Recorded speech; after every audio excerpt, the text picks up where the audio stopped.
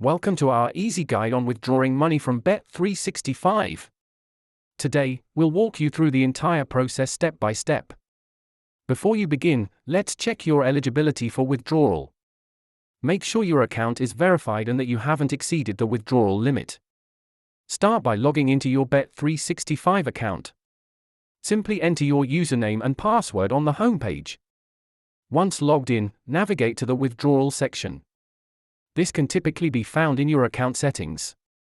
Next, select your preferred withdrawal method. Options usually include bank transfer, credit cards, and e-wallets. Now, enter the amount you wish to withdraw. Be sure to consider your account balance and any potential fees. After entering the amount, confirm your withdrawal request.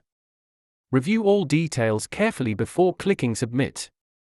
It's important to know how long your withdrawal will take. Each method has its own processing time, from instant to several days.